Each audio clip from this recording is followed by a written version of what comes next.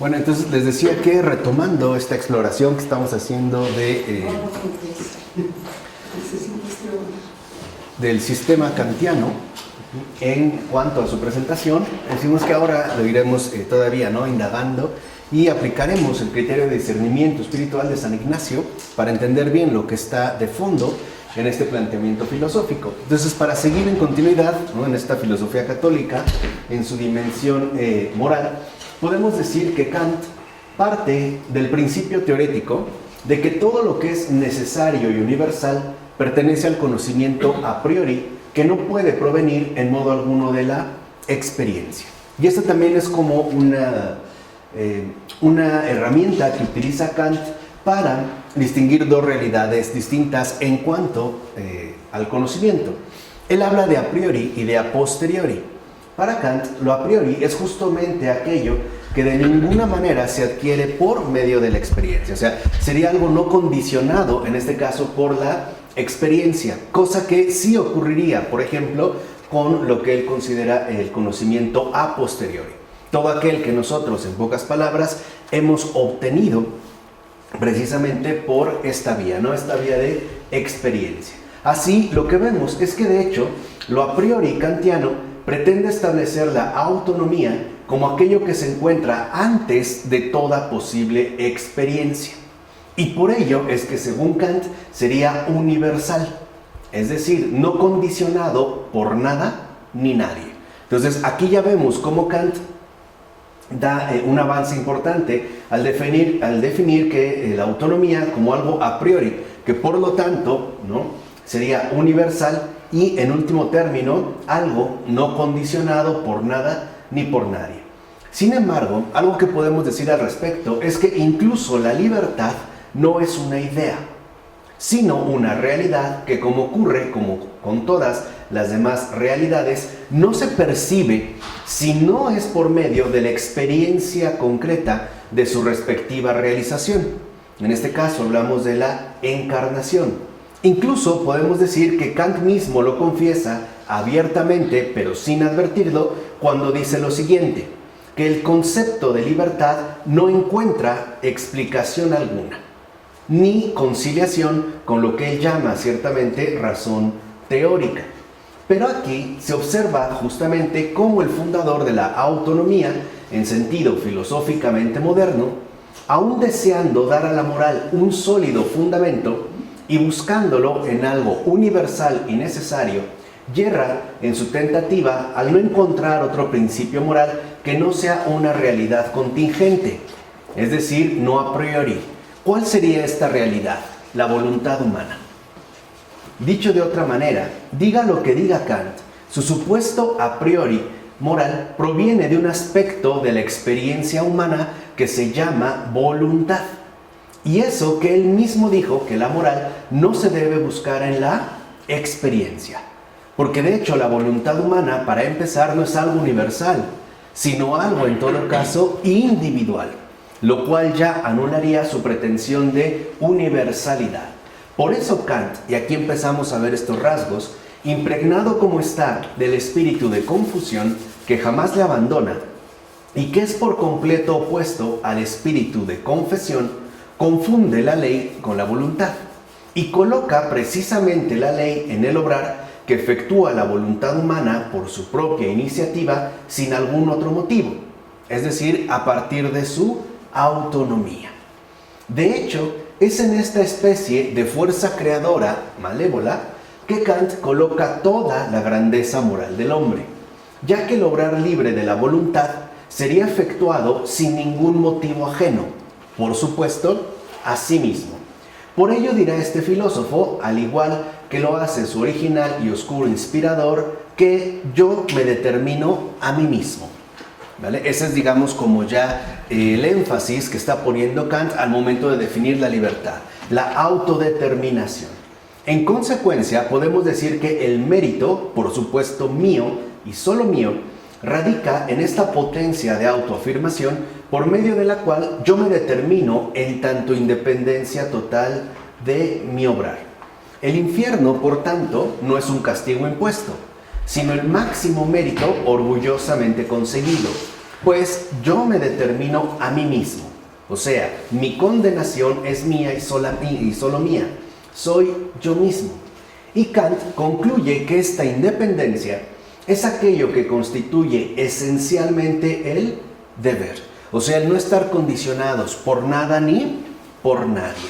Obviamente esto apuntaría, ¿no?, y lo veremos un poquito más adelante, a romper cualquier tipo de relación o vinculación con Dios mismo. De tal forma que el sujeto se proclame como un ser enteramente libre, capaz de autodeterminarse. Por tanto, en la, como dice Kant, independencia esencial de la voluntad, es donde reside justamente la ley moral. Esa es la ley moral para Kant, la independencia esencial de la voluntad. De tal forma que, expresada en sus términos, es respeta y mantén la libertad. O sea, respeta y mantén el yo mismo, cueste lo que cueste. Así pues, yo puedo obrar independientemente y escoger lo que yo quiero. Eso es justamente lo que Kant está tratando de establecer en términos sistemáticos desde la filosofía. Que esto de lo que yo quiero sea la ley universal que corresponda con el único deber moral. Entonces, independientemente del bien o el mal, lo que importa no es aquello que escogemos, sino la capacidad que tenemos para escoger por nosotros mismos, sea lo que sea, ¿no? Bastaría, pues, en este caso, con quererlo.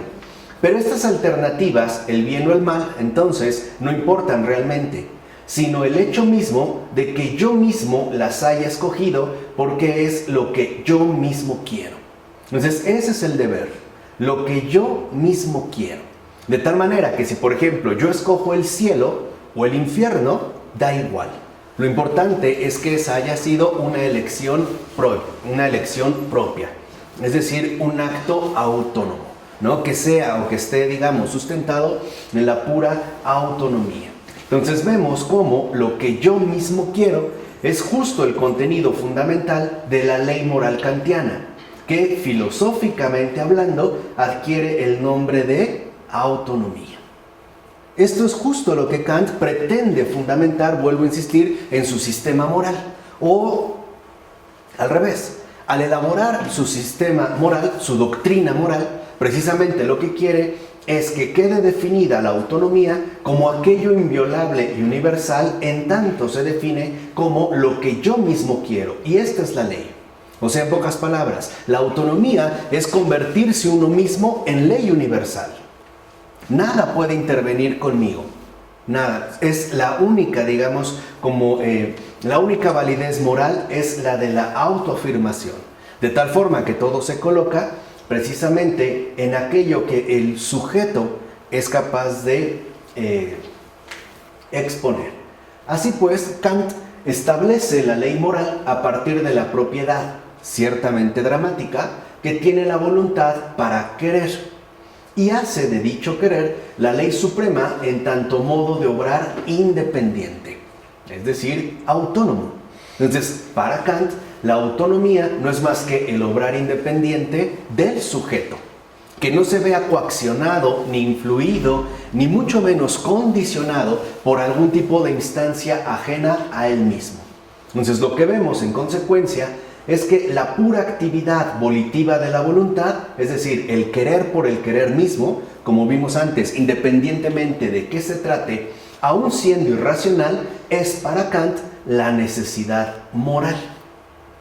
Lo único moral es querer, pero este querer, en términos kantianos, es un querer lo que yo mismo quiero, independientemente de lo escogido, ¿vale? Por poner un ejemplo un poco gráfico, pero que me parece que nos puede ayudar a dar contundencia a lo que queremos expresar. Si yo elijo comer mierda, ese es un acto verdaderamente moral. Porque no importa que haya comido mierda, sino que he hecho lo que yo he querido. Y eso es lo que le daría precisamente, ¿no?, su relevancia moral, es decir, su carácter netamente autónomo. De tal forma que en este comer mierda, ¿no?, la mierda pasa a un segundo plano y lo único que se destaca es que yo he querido lo que yo mismo he determinado. Hago lo que a mí se me da la gana. Yo quiero lo que yo decido. Así, este actuar independiente de la voluntad es elevado precisamente a norma universal, que de fondo atenta de manera directa contra la comunión, porque está basado en un principio de desvinculación. En principio vemos que una comunión, ¿no?, se rompe entre razón y voluntad, pero también entre voluntades, porque si lo único que importa es aquello que yo mismo quiero, entonces la posibilidad de comunión entre las personas simple y sencillamente se vuelve irrelevante, ¿no? Ya quedaría en este caso relegada a una situación no genuina, por no hablar ya de la realidad litúrgica, donde de lo que se trata es que se lleve a cabo esta comunión entre el cielo y la tierra. Por eso es tan fundamental para Kant, ¿no?, destacar la autonomía como la única ley universal aplicable para un sujeto verdaderamente libre, según en su sistema.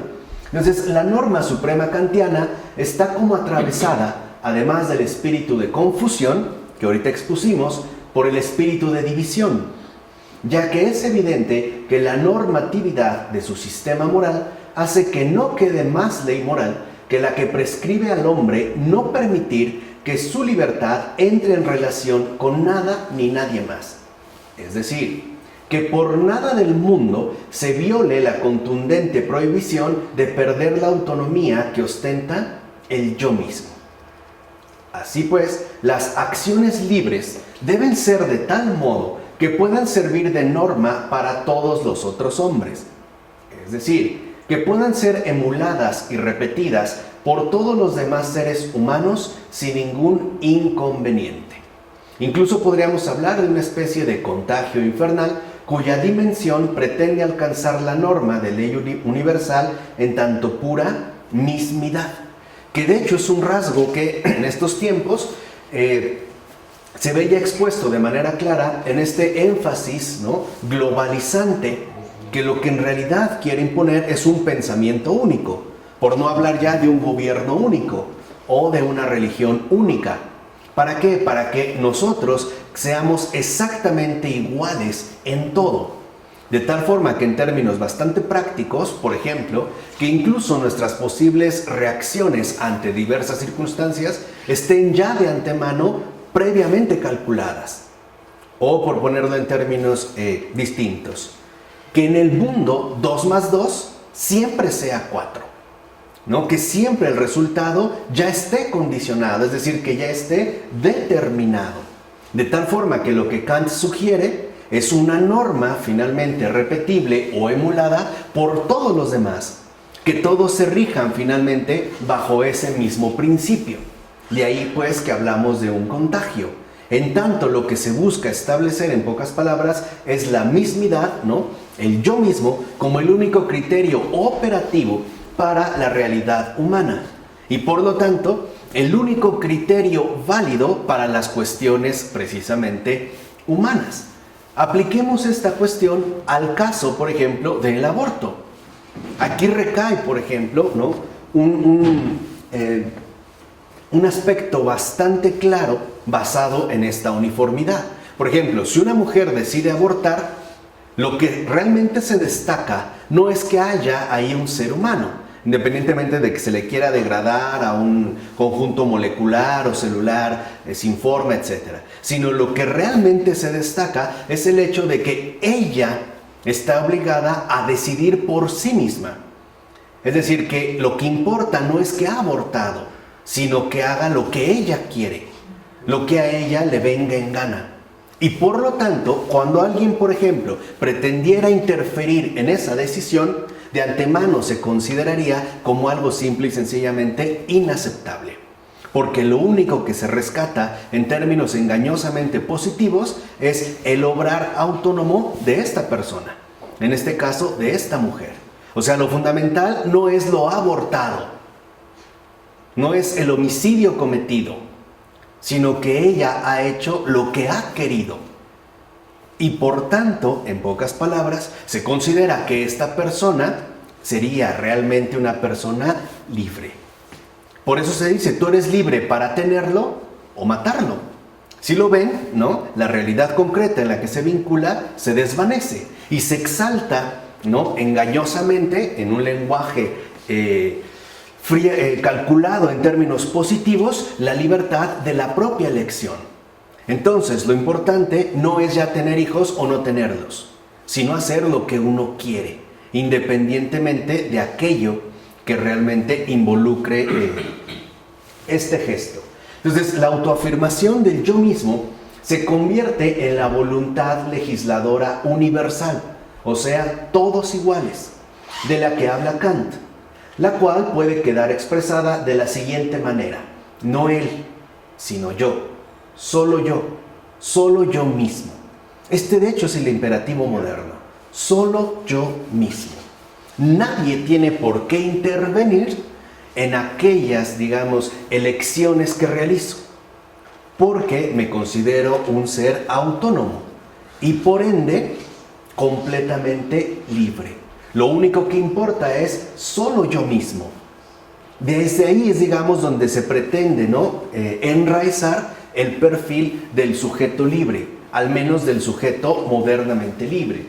Y este es precisamente el objetivo, por inspiración diabólica, de su moral sistema, es decir, el contenido de fondo que pretende establecer su ilusión trascendental de autonomía, donde el bien, por ejemplo, queda definido como aquello que no puede consistir más que en un obrar independiente, ya que si yo estuviera determinado necesariamente a obrar por algo ajeno a mí mismo, no obraría moralmente, es decir, no obraría verdaderamente en libertad.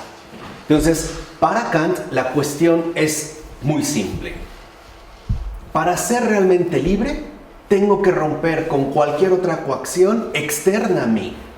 Es decir, hay que desaparecer por completo la heteronomía. De tal manera que al encumbrar la autonomía, se pueda entonces defender una postura moral definida por este rasgo radical de libertad. Entonces, si nosotros obramos coaccionados por motivos ajenos a nosotros mismos, de acuerdo con Kant, ese obrar es inmoral. ¿Por qué? Porque no está brotando de la única raíz válida que él ha colocado en el centro mismo de su sistema. Entonces, en todo caso, el debo obrar independientemente es pues la ley soberana que debe gobernar universalmente sobre todas las almas, obviamente humanas. ¿Qué sucede? La obediencia es entonces el colmo de la inmoralidad. La obediencia es entonces lo más inmoral y repugnante de todo. Esto es justo lo que se está derivando. Por eso nosotros vivimos ya una cultura que ante todo no logra encarnar en términos genuinos la obediencia. Si algo ciertamente, ¿no?, nos cuesta trabajo es la obediencia, incluidos, por ejemplo, aquellos que han tenido un llamado a la propia vida religiosa. Ustedes hablen con algunos. ¿Cuál de sus 3 votos religiosos es realmente el más complejo? ¿La castidad, la pobreza o la obediencia? Ustedes pregunten, o sea, ahí lo vemos, porque dentro de este panorama, ¿no?, está propugnando Kant. Entonces, todo aquello que nos suene a obediencia, simple y sencillamente nos suena como algo que nos quita dignidad, que pisotea nuestra verdadera libertad humana, porque la obediencia es como la contraparte radical precisamente de la autonomía. Y aquí podemos exponer este contraste a partir de 2 figuras que en efecto encajarían ambos puestos, o digamos las posiciones contrarias. De fondo, podemos encontrar la inspiración primigenia de este sistema moral autónomo en Lutero. Y no soy yo el primero que lo dice. Incluso un filósofo como Hegel considerará que el verdadero padre de la modernidad no es Descartes, como usualmente se considera, sino Lutero. ¿Por qué Lutero, al realizar, digamos, ¿no?, las propuestas que él va a defender, Justamente uno de los aspectos fundamentales que va a destacar es el hecho de que ahora el sujeto es el único que cuenta al momento de tomar las decisiones más fundamentales. En este caso, con respecto a la fe. Por ello, no es, digamos, casual que en Lutero se desvanezcan los sacramentos y todo aquello que, en último término, vuela a obediencia o que sigue el camino de la obediencia. Por eso no hay confesores, no hay sacerdotes, no hay quien consagre y, sobre todo, lo más importante, no hay una obediencia directa al Papa. Por eso, digamos, el ataque frontal es contra el Papa, porque la figura del Papa ya establece un seguimiento de obediencia, en un sentido netamente cristiano. Por eso la contraparte de Lutero es San Ignacio de Loyola. San Ignacio de Loyola se percató perfectamente bien el peligro que entrañaba la propuesta luterana, que no era tanto anular de fondo los sacramentos o la ruptura con la Iglesia, sino el encumbramiento del sujeto por el sujeto mismo. Por eso, aunque ahorita nos pueda sonar a nosotros como algo definitivamente inaceptable o sumamente extravagante, San Ignacio de Loyola lo que hace para revertir este veneno, digamos, ofrecer a manera de antídoto, como el mal es grande que ha hecho Lutero, San Ignacio de Loyola utiliza también un remedio radical. Y una de las columnas fundamentales de la postura ignaciana es la siguiente. Si el Papa dice, ¿no?, que es negro, aunque nosotros lo veamos blanco, es negro. Y al revés, si el Papa dice que es negro, aunque nosotros lo veamos blanco, es negro. ¿Vale? Aquí lo que busca exaltar Ignacio de Loyola no es un fanatismo ciego ni un celo irracional. Lo que está destacando es lo fundamental de la obediencia para no extraviarse precisamente en esta inspiración que en efecto sabemos de dónde ya proviene, es decir, de esta inspiración diabólica. Por eso el movimiento ignaciano ha sido siempre como el gran contrincante del protestantismo. Por eso se consideraba uno de los principales rivales a vencer, al grado de que nosotros ya sabemos cómo la Compañía de Jesús, es decir, la fundación de San Ignacio de Loyola, fue desacreditada durante mucho tiempo e incluso extirpada, ¿no?, y perseguida no solamente en Europa o en Asia, también aquí en América. Porque el centro fundamental de ahí está dada en la obediencia, es decir, en la fidelidad a esta verdad que no nos coloca a nosotros en primer lugar, sino más bien como seguidores. Bueno, así pues, la necesidad absoluta de obrar de manera independiente, es decir, autónoma, y por ende, según la norma moral, conduce a creer que soy absolutamente libre. Y eso es parte de la ilusión trascendental del sistema kantiano. Nos induce a creer que somos absolutamente libres por el simple hecho de querer. O sea, como si la libertad se redujera a una simple elección, ¿no? Si yo tengo hambre y elijo comer nuevamente mierda en lugar de comer pollo, el hecho de que esta obra o esta elección sea mía por mi puro querer, en términos kantianos, sería un acto moral, ¿vale? Porque estaría enraizada en mi propia elección, ¿no? Es lo que yo mismo quiero, sin que nadie intervenga en mí. Pero basta tener un poquito de razón, ¿no?, es decir, un poquito de lucidez, ¿no?, intelectual, para darnos cuenta que un gesto así no parece ser verdaderamente un acto moral, sino un desvarío, mejor aún, una estupidez. ¿Vale? Porque aquí entendemos que la libertad no se limita únicamente a la elección, sino a la relación que mi elección tiene con aquello que elijo. Dicho de otra manera, la libertad no solo es subjetiva. La verdadera libertad es comunión entre lo subjetivo y lo objetivo. De tal forma que lo importante no solamente es escoger, sino aquello que ha sido escogido. Y por lo tanto tener criterios suficientes de discernimiento e incluso, ¿por qué no?, de arrepentimiento. No bastaría con decir que es algo subjetiva la libertad para decir que ya realicé verdaderamente un acto libre. Más bien, en este caso, no sería un acto libre, o no sería yo un hombre libre, sino más bien sería como bastante estúpido, por decir que es lo que yo quiero. Si alguien me pregunta, ¿qué estás haciendo? Y digo, no te importa, es lo que yo quiero. Yo creo que al menos habría una duda seria con respecto a si estoy cuerdo o no. O si no, más bien debería de estar encerrado en un manicomio. Entonces, lo que vemos es que esta pérdida de objetividad, que es en lo que insiste, por ejemplo, Ignacio de Loyola, nos mete en el ilusionismo subjetivo que nos seduce con la creencia de que somos absolutamente libres.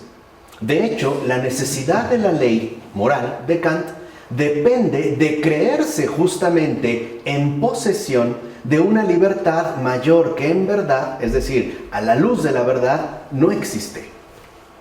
Esta libertad plenamente absoluta o absolutamente libre no existe, por lo menos no en términos subjetivos. Y esta es, dicho sea de paso, la filosófica persuasión por demás errónea que se encuentra presente en todas las filosofías paganas que antes de la venida del Señor Jesús confundían la virtud, o sea, la realidad del obrar, con la ciencia, o sea, con la especulación intelectual. Era pues una opinión común que al hombre le bastaba con conocer para obrar, y que el saber qué es el bien era lo mismo que ser virtuoso. En síntesis, que la virtud se adquiría con el conocimiento, obviamente especulativo. Pero cuando Jesucristo viene a la tierra a enseñar la verdad, eliminando todas las falsas ilusiones que el hombre se construye vanamente, entonces la creencia verdadera de las pocas fuerzas del hombre para ser realmente bueno aparece como una cosa nueva, admirable, que adquiere la forma de virtud especial, de virtud inaudita, que tiene su nombre propio nunca antes proferido en este sentido, a saber, la humildad. Entonces el hombre puede realizar un acto en verdad admirable. No creer ya por más tiempo en la propia capacidad, sino que ahora más bien puede creer, es decir, reconocer y aceptar su real impotencia y así adquirir la esperanza viva de recibir la gracia de actualización que le viene dada por el Salvador, que es amigo de todos los hombres tal y como son. Esto, al mismo tiempo que desvela al hombre su humana impotencia, da un remedio sanador al eliminar la desesperación a la que ésta conlleva por medio de dar al hombre una nueva ayuda cuya fuerza renovadora él ni siquiera es y sigue siendo capaz de imaginar. O sea, la gracia esperanzadora. Y aquí es donde vemos uno de los rostros quizá más duros del sistema kantiano. El rechazo tajante de la gracia esperanzadora. E incluso la oposición frontal al propio Jesús de Nazaret. Porque si Jesús reveló a la luz de la verdad nuestra impotencia, lo que le está diciendo Kant es, eso no es cierto. Nosotros sí tenemos una omnipotencia y podemos erigirnos al menos en sujetos, ¿no? O en tanto sujetos, como una autodeterminación total. Y esta autodeterminación total precisamente adquiere el nombre de autonomía. Ahora, para que así fuera, el hombre no tendría que hacerlo difícil. O sea, el acto imposible de creerse del todo despojado de naturaleza moral, sino que debía reconocer su real carencia de fuerzas y la necesidad que tiene de ser asistido por las fuerzas invencibles de otro, que de hecho le son comunicadas de manera sobrenatural por Dios mismo. En síntesis, el hombre debía abandonar la mentira de sus propias ilusiones para dejarse ayudar, y por lo tanto de manera fiel, constante y efectiva. Entonces, ¿qué es lo que hace Kant? Le dice a Jesucristo, no te necesito. Comprendo lo que dices, pero no tiene nada que ver con lo que yo voy a sostener. A mí nadie me tiene que ayudar, ¿no? Aquí yo puedo autodeterminarme de manera total. Y sin esta ayuda, el hombre no obra moralmente, sino tonta y vanamente, que es lo que hemos querido exponer antes, ¿no? Es decir, sin auténtica libertad, pues está más bien esclavizado, o sea, sujetado al error que propaga el yo mismo. O sea, la falsa noción de sujeto, tal y como Kant la define. De hecho, la autonomía también destruye el mérito esencial de la recepción de la gracia, o sea, la virtud de la humildad. ¿O acaso no es también un mérito recibir la gracia? No solo ganarla, sino recibirla. ¿No es esto justamente el resplandor más fundamental, más transparente de lo que nosotros en efecto llamamos humildad?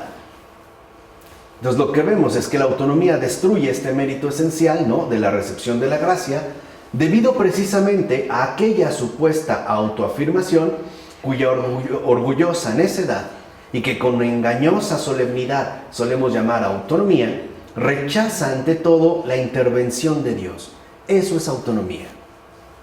Autonomía es un rechazo tajante de la intervención de Dios. Ojo, ¿esto involucra necesariamente negar su existencia?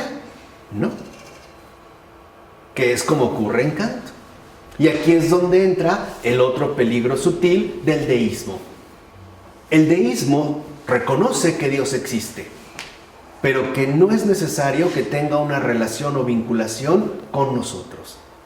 En pocas palabras, para el deísmo, que es de hecho también la línea en la que se mueve Kant, Dios es un ser supremo, fundamental e importante, pero que en realidad nada tiene que ver con nuestra propia realización humana, que en este caso adquiere el perfil, ¿no?, de la autonomía. Ahí es donde aparece el deísmo. O sea, para el deísmo Dios existe, pero no es relevante para mi vida, ni para mi realización. Que es justo también lo que Kant está aquí haciendo intervenir, ¿no?, el rechazo de esta intervención de Dios. Y eso, que estamos hablando de una intervención bondadosa que de hecho nos salva ante todo de nosotros mismos y de lo que el diablo mismo quiere, haciendo todo lo que puede y esté a su alcance para oponerse a tal intervención. Recuerden, para el diablo no hay por qué negar que Dios existe. Al contrario, para el diablo la cosa es clara. Dios existe, pero no es necesario. Y no puede hacer nada. No puede hacer nada. O si puede, no me importa. Para el diablo, Dios existe, pero no es necesario, ¿no? De tal manera que, en efecto, para el diablo, la cosa es clara. Cree en Dios, pero no comulgues con Él. Solamente cree en Él. Manténlo como un adorno, ¿no? Digamos como que en el penthouse de tu residencia subjetiva, como una cuestión elevada, e incluso, ¿por qué no?, tan elevada, que nada tiene que ver con tu existencia terrena. Entonces, ciertamente, Kant supone que la voluntad al obrar, ¿no?, y hay que aclararlo, Kant supone que la voluntad al obrar no debe estar completamente determinada por razones ajenas o distintas a ella. Dijimos, no es únicamente lo que yo mismo quiero. Hago esto porque quiero. Y es justo porque lo hago yo mismo que sería entonces un acto moral, ¿no? Pero al mismo tiempo ordena que ésta no obre sin razones, o sea, la voluntad, ya que el obrar sin razón es indigno del actuar humano, de acuerdo con Kant, del actuar racional. Entonces aparece en el sistema kantiano, además del espíritu de confusión y del espíritu de división, el espíritu de contradicción, que rehúsa el auxilio de la gracia y promueve así un estado lamentable de triste desamparo. Aquí están los tres espíritus que de hecho son los que configuran realmente el sistema de Kant. El espíritu de confusión, el espíritu de división y el espíritu de contradicción. Entonces, la contradicción del obrar independientemente, obrar sin razón, pero que la voluntad no carezca de razones para obrar, ¿qué quiere decir? Ahí hay una contradicción, pero tiene un significado. ¿Qué quiere decir esta contradicción? Kant responde que en el obrar independiente la voluntad humana encuentra una complacencia, una dignidad, precisamente por aquella falta de humildad que promueve la falsa pretensión de autoexaltación. Y ahí se ven ya, por así decirlo, los efectos de este sistema. Para Kant, la ley misma es lo único que nos hace obrar, es decir, la independencia de la voluntad. De hecho, esta es la única, en palabras de Kant, la única gloria verdaderamente bélica del hombre. Por supuesto, es una gloria opositora y arrogante que convierte en suyo el fin de la existencia terrenal de los hombres. O sea, los hombres no deben conectarse con el cielo. Y aquí Kant se da cuenta de algo, nos guste o no. A final de cuentas, como le dijera el propio Jesús a Santa Faustina de Kowalska, todo depende de la voluntad. Y esto Kant sí lo ha percibido y lo ha asumido. ¿Por qué? Porque al absolutizar la independencia de la voluntad, aquí Kant entonces refleja justamente una postura bélica, una postura tajante de oposición. Y por lo tanto también una arrogancia que rompe cualquier tipo de trascendencia. Entonces, solo en su obrar autónomo, es decir, independiente, el hombre es libre y sano, rico y rey, es decir, grandioso señor.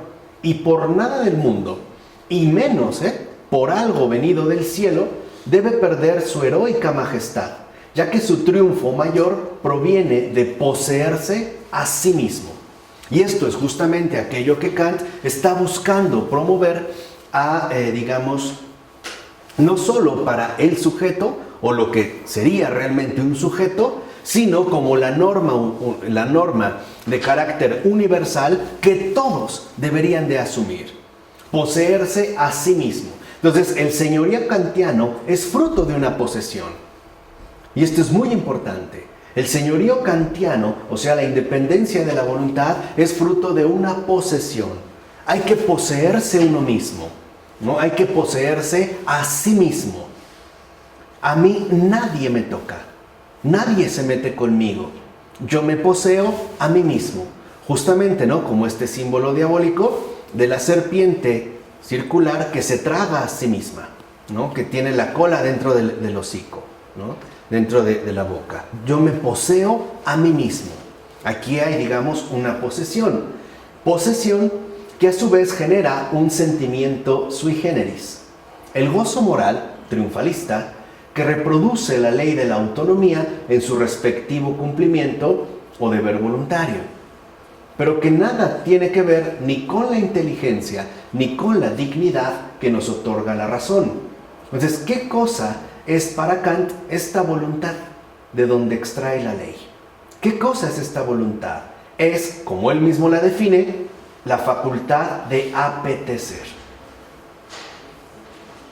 Facultad de apetecer, que a la manera de un feto que temiera por fin salir a la luz, buscara antes adoptar la mejor forma para no causar espanto al emerger. ¿Y qué cosa es en concreto? El orgullo. El orgullo autocomplaciente que busca disfrazar sistemáticamente y desde el inicio su inherente falsedad. De tal manera que el orgullo ahora es justamente recibido como la realización máxima de un sujeto. O sea, orgullo ha sido disfrazado con todo el sistema kantiano de su moralidad. O por decirlo brevemente, hoy en día el orgullo ha perdido, digamos, su impacto netamente negativo a través de haber sido adornado con todos los artificios que en efecto trae consigo, ¿no?, la noción de autonomía. Y dicho sea de paso, esto no solo es un rasgo netamente kantiano, también es un rasgo netamente moderno. Hablemos un poquito de monstruos, de vampiros, ¿no? Por ejemplo, hasta antes del siglo XVIII, más con el movimiento literario romántico, sobre todo con los primeros románticos alemanes, Los monstruos, las brujas, eran eso, monstruos y brujas. Por ejemplo, en la Edad Media la cosa es clara.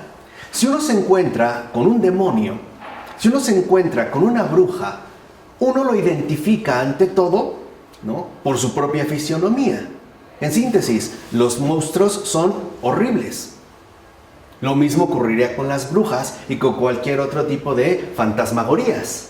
Si uno tiene una aparición, ¿no?, digamos, maléfica, uno lo reconoce precisamente por eso, porque es un monstruo y uno se echa a correr. Pero hay unos cambios bien importantes. Por ejemplo, a partir ya de esta literatura, digo que arranca, ¿no?, con el movimiento romántico alemán, y sobre todo se va a recuperar en el siglo XX, los monstruos o lo monstruoso deja de ser monstruoso para convertirse precisamente ahora en algo seductor y atractivo. De hecho, la imagen que en estos tiempos tenemos de los vampiros, por ejemplo, de la figura fundamental de Drácula, no es horrorosa. Al contrario, es tremendamente seductora. Acuérdense de la película Entrevista con el vampiro, ¿no?, donde sale Brad Pitt, Tom Cruise, donde ahora el vampiro literalmente no repele, sino que más bien atrae. Y lo mismo pasa con las brujas contemporáneas o con las vampiresas. Si vieron, ¿no?, o alguna de las películas recientes de Drácula, verán cómo él, para empezar, es extremadamente atractivo y las vampiresas también. Pero cuando se presta la ocasión, ahora sí, se desfiguran y muestran su verdadero ¿qué? Rostro. O si han leído este librito de Soy Leyenda, ahí verán cómo, no la película, sino el texto, verán cómo la cosa ha cambiado. Ahora, al parecer, los monstruos no aparecen precisamente como algo repulsivo, sino al contrario, como algo verdaderamente atractivo. Eso es lo que vivimos hoy. Bueno, esta misma, digamos, este disfraz, ¿no?, para ocultar de entrada lo monstruoso, es también parte de los artilugios que utiliza Kant desde la filosofía para encubrir el orgullo, que ahora, ¿no?, con mucha satisfacción, nosotros simple y sencillamente, ¿no?, llamamos autonomía. Incluso lo consideramos una conquista fundamental de nuestra modernidad. Entonces, en efecto, sí podemos decir que hay un cierto sentimiento orgulloso en el hombre cuando presume y hasta argumenta que posee todas las fuerzas necesarias en sí mismo. Pero lo hace sin una buena razón que lo pruebe, sino solo porque dice que las tiene. Esto es, porque eso es justamente lo que así quiere y listo. Pero se trata de un absurdo que, al ser deseado y por ende querido, enceguece al alma otorgándole una supuesta excelencia y majestad que en realidad no posee, sino que se reduce a una suposición engrandecida, falsamente por el orgullo.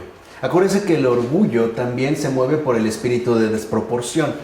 Para una persona orgullosa, una mínima ofensa se transforma en una ofensa inmensa. También ahí se genera esta desproporción.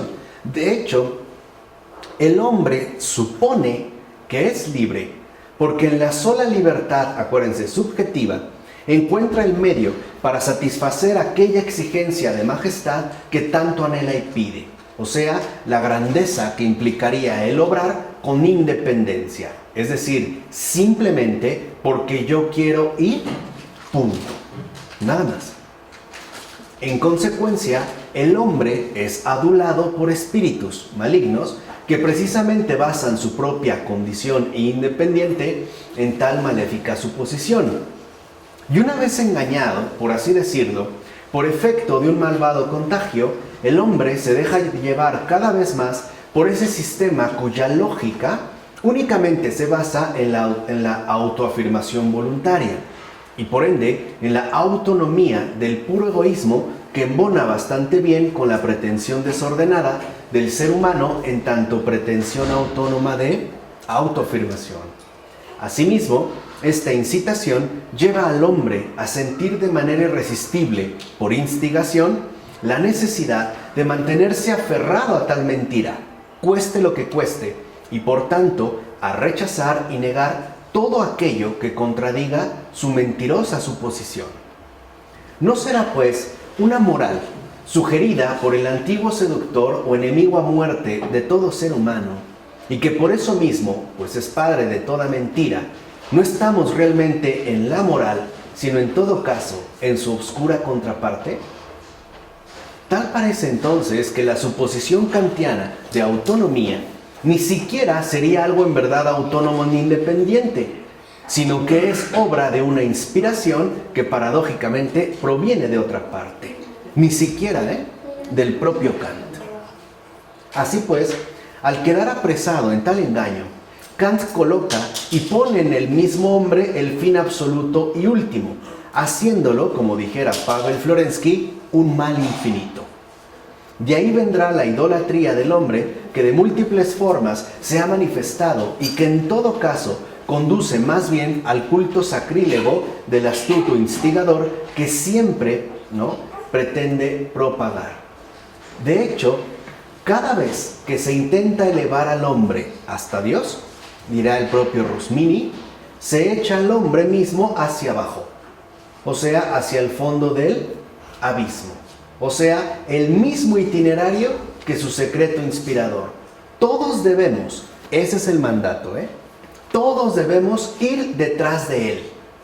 Y ni siquiera en esto, Satanás abandona su puesto de honor. El primero, el iniciador, el guía de todos, el que está por delante y por encima de todos. Acuérdense, incluso para él es el primer condenado. Y por lo tanto, todos debemos ir detrás de él, siempre por detrás, Aquí él sería justamente el guía de todos, el que a la inversa de Jesús nos muestra el anticamino, que justamente se opone al camino, la verdad y la vida, y propone ahora el desvío, la muerte y por lo tanto la mentira. Por eso él sabe perfectamente bien que mientras más quede inoculada la mentira en el alma humana, más difícil le será a esa persona encontrar de nuevo el camino, aceptar realmente la vida y sobre todo comulgar con la verdad. Ciertamente, el sistema kantiano no puede ocultar las huellas de su verdadero inspirador, ya que tanto el espíritu de confusión como el espíritu de contradicción y el espíritu de división están ahí presentes como ordenadores de todo el sistema. Además, cuando la razón le niega al hombre que tal facultad del obrar independiente pueda realmente existir, y es solo su anhelo de conseguir tal majestad en el libre obrar en el que en verdad destaca, ¿qué le mueve al hombre a dar su asentimiento a tal afirmación y a construirse y hasta enorgullecerse de esa ilusión de autonomía? ¿Qué le mueve? ¿Él mismo? ¿En serio? Esta dificultad se mostró con fuerza en la mente de Kant, pero no lo desanimó a proseguir en su titánica empresa. Por el contrario, Kant respondió que, son palabras de Kant, el hombre no puede renunciar al deseo de poseer la excelencia que consiste en el libre obrar. Este es su máximo deber. Y que, sigue Kant, no pudiendo renunciar a este deseo necesario en él, cree en su libertad, aunque sea finalmente una mentira. Así sea una mentira, lo importante es que esa creencia es la que él mismo adopta, aunque esta, vuelvo a repetir, sea creer en una mentira. Así pues, dirá Kant que el hombre, dice Kant, presionado por tal motivo potente, creer en su libertad, se forma un ídolo de todo aquello que es necesario en orden a que su libertad sea posible, y cree en tal ídolo. Veamos ahora hacia dónde conduce entonces esto que propone Kant. Ciertamente se trata de un sueño desolado donde Kant pretende deslegitimar los misterios de las religiones y sobre todo los del cristianismo. Según Kant, la fe en estos misterios es justamente la condición por la cual el hombre puede creer con impune deslealtad en su propia libertad. De hecho, debe creer en esta libertad por efecto de una presión irresistible que impele al hombre a poner en ellas toda su creencia. Es decir, según Kant, primero las fabrica y luego las pone en un bello nicho para después tenerles fe. Entonces, lo que nosotros llamamos verdades o las verdades de la religión, las religiones reveladas, pero en particular del cristianismo, no son más que invenciones humanas. Serían, digamos, inventos humanos para tratar de creer en nuestra libertad, porque no nos hemos arriesgado a deshacernos de esas ilusiones y asentar esta libertad en nosotros mismos en tantos sujetos, hasta que Kant da el paso. Entonces, en consecuencia, la necesidad que tiene el hombre de suponer en sí mismo la libertad lo conduce finalmente a admitir los misterios de la religión. Pero Kant da un paso hacia adelante al deducir de la libertad humana la capacidad de destrucción de tales misterios por obra de la propia voluntad. Y esto de alguna manera es como obvio. Si la voluntad humana es la que construye los misterios, entonces será esa voluntad la que asimismo los destruya. Y eso es justo lo que busca Kant. De ahí, por ejemplo, siguiendo los pasos de su papá Rousseau, el deber de destruir la conciencia del pecado original. Que para Rousseau, y esa era como una de las cosas que más le enorgullecían, no era más que un invento humano. De hecho, Rousseau decía, ¿no? Por fin los he liberado de ese lastre, de esa carga. Ese invento humano que la propia voluntad humana puede y debe pulverizar. Entonces, la conciencia de pecado original introduce además, según Kant, tanto la idea de un hombre perfecto que repare los males cometidos por tal ofensa, es decir, la idea de un Mesías o Redentor del género humano, como la creencia, por supuesto falsa, de que el hombre necesita de la gracia celeste para poder enmendarse y ser finalmente libre. Nada de esto, dirá Kant, sino más bien suponer algo, nosotros decimos fantasear en algo, que remueva los impedimentos que estorban y obstaculizan el surgimiento de la dignidad humanamente moral, o sea, la autonomía, que se opone de manera contundente a las verdades reveladas. Curiosamente, como ocurre en el caso de las herejías, Kant necesita de los misterios cristianos, según él, sueños necesarios, para mantenerse en pie a través de su negación y rechazo. Pues como buen moderno, necesita renegar de las verdades reveladas para así adquirir su moderna dignidad por mera negación. ¿Se acuerdan también que ya Charles Taylor en su momento nos había explicado bastante acerca de esto? Pues como dijera Charles Péguy en su diálogo de la historia y el alma carnal al hablar del mundo moderno. ¿Qué dice ahí Péguy? Dice algo interesante. Dice, por primera vez desde Jesús, hemos visto levantarse con nuestros ojos un mundo nuevo, formarse una sociedad nueva, la sociedad moderna, el mundo moderno, constituirse un mundo, una sociedad, reunirse como mínimo, nacer y crecer después de Jesús, sin Jesús. El mundo moderno en complicidad con la autonomía moral kantiana. Y añade Péguy, y lo que es más fuerte, amigo mío, no hay que negarlo, es que les ha salido bien. Este mundo después de Jesús, sin Jesús. Piensa simple y sencillamente en estas expresiones mañosamente lingüísticas, donde la gente ya no habla de un antes y después de Cristo, sino antes de nuestra era y después de nuestra era. Surge pues, después de Jesús, el mundo sin Jesús, que es en gran medida lo que por rechazo configura a la modernidad.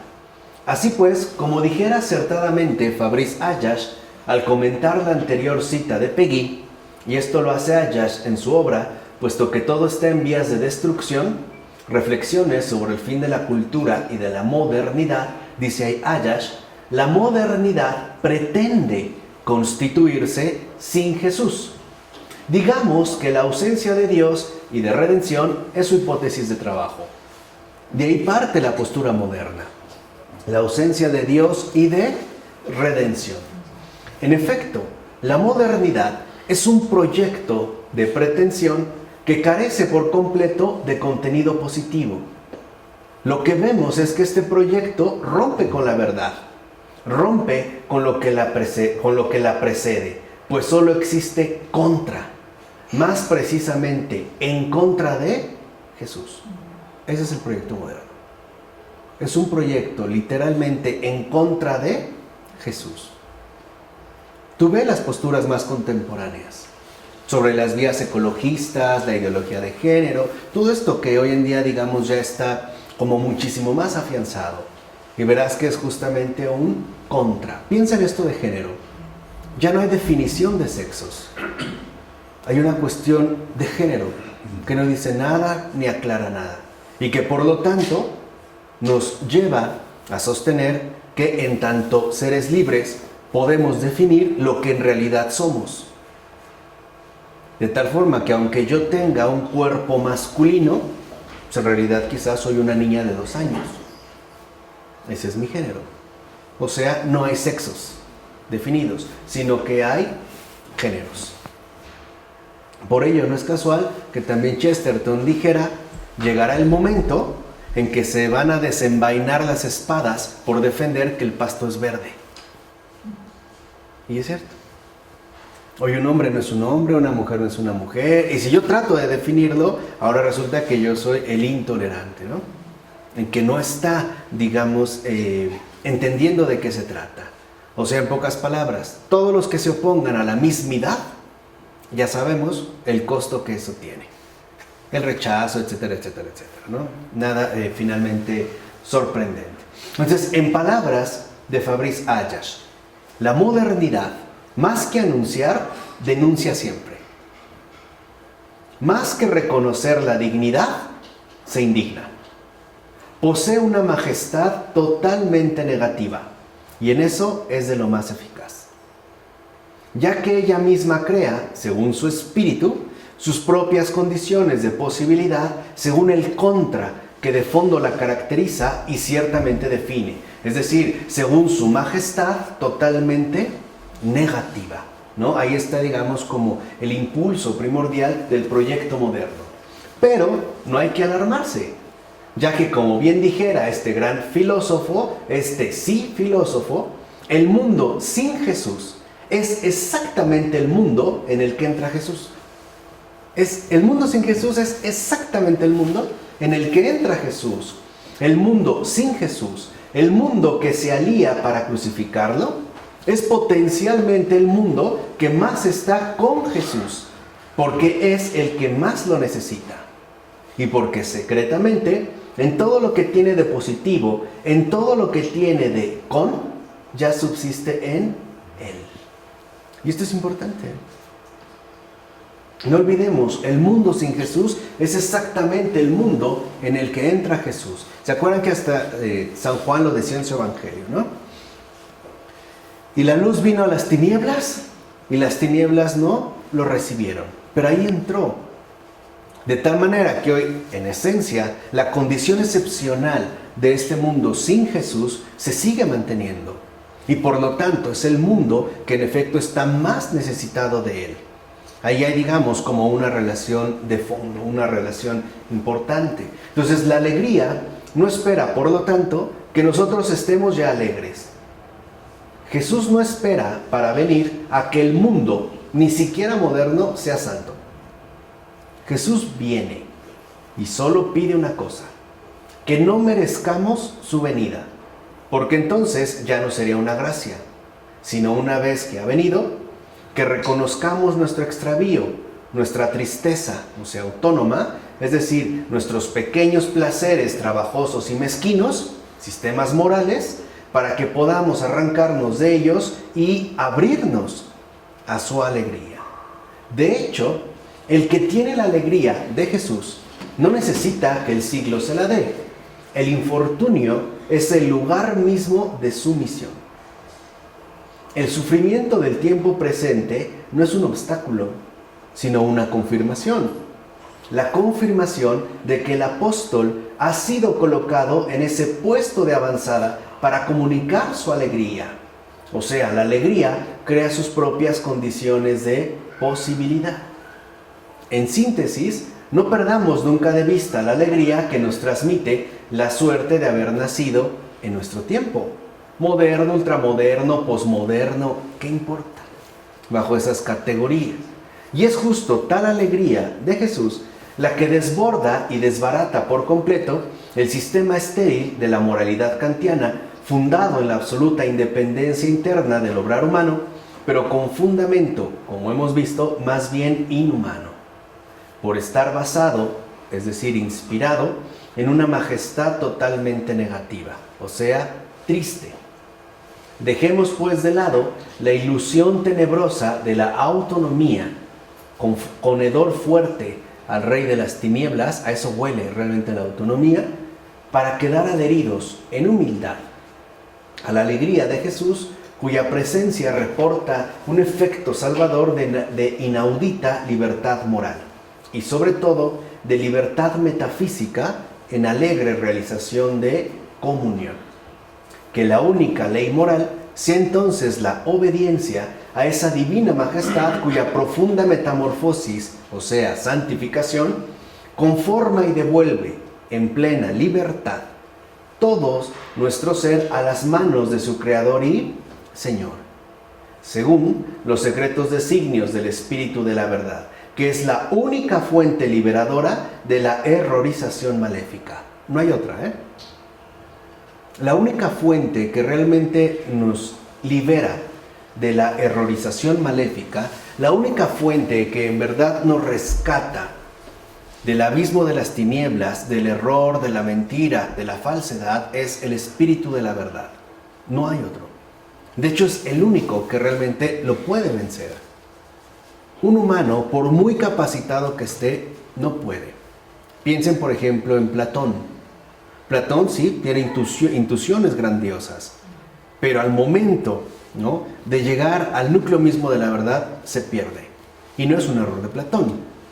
El Espíritu de la verdad aún no había sido enviado. Ahora sí. Y ahora estamos en una situación mucho más comprometida que la de Platón. Porque una cosa es decir que todavía no ha llegado y otra cosa es decir que llegó pero no se le aceptó. Ahí la cuestión cambia. Entonces lo fundamental es que nosotros podamos realmente comulgar con ese Espíritu de la verdad. Estamos, por tanto, ante una moralidad cuya única obligación consiste en lograr alcanzar la total integración a esa gran alegría de haber sido ya salvados, sobre todo de nosotros mismos. Esa es nuestra única obligación. Es más, si lo quieren poner en términos más simples, ese es nuestro único deber. Y la única manera de realmente alcanzar esta total integración en tal alegría, la alegría de la salvación, es rompiendo con la cadena férrea de la autonomía. Por eso es que nos hemos detenido ahí. Nadie puede comulgar con la verdad si se mantiene en la autonomía. Nadie. Y la única manera, dijimos, es a través de realmente, ¿no?, adherirse al Espíritu de la verdad. ¿De acuerdo? Vamos a dejarle esto.